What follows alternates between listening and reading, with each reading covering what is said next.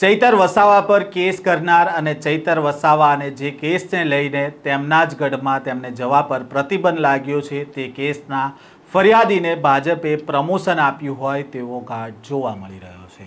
નર્મદામાં ભાજપે જાહેર કરેલા ઉમેદવારોમાં કોને મળ્યું છે પ્રમોશન તેની વાત કરીશું આ વિડીયોમાં। વૈષ્ણવજન તો તેને કહીએ જે પીડ પરાઈ જાનાને રે। નમસ્કાર, નવજીવન ન્યૂઝમાં આપનું સ્વાગત છે। હું છું જયંત દાફડા। આદિવાસી વિસ્તારમાં આમ આદમી પાર્ટીના ધારાસભ્ય ચૈતર વસાવાનો દબદબો છેલ્લા કેટલાય સમયથી જોવા મળી રહ્યો છે, તો બીજી બાજુ ચૈતર વસાવાની લહેરને રોકવા માટે ભાજપ પણ લાંબા સમયથી આદિવાસી વિસ્તારમાં તૈયારી કરી રહ્યું છે। ડેડિયાપાડામાં પ્રધાનમંત્રી નરેન્દ્ર મોદીની સભા થઈ હતી ત્યારે પણ ચૈતર વસાવા દ્વારા આરોપ લગાવવામાં આવ્યા હતા। ત્યારબાદ 2 વખત ગૃહ રાજ્યમંત્રી હર્ષ સંઘવીની પણ ત્યાં સભા થઈ હતી।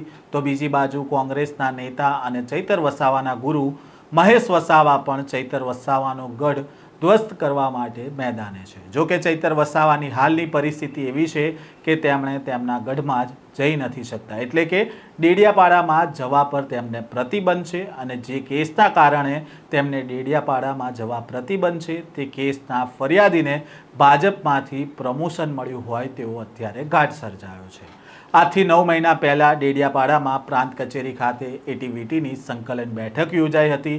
આ બેઠકમાં ચૈતર વસાવા પર આરોપ લાગ્યો કે તાલુકા પંચાયત પ્રમુખ સંજય વસાવા સાથે મારામારી કરી, કાચનો ગ્લાસ છૂટો ફેંક્યો, તેમને ધમકી આપી, સાથે જ સાગબારા તાલુકા પંચાયતના મહિલા પ્રમુખ ચંપાબેન વસાવા સાથે અભદ્ર વર્તન કર્યું।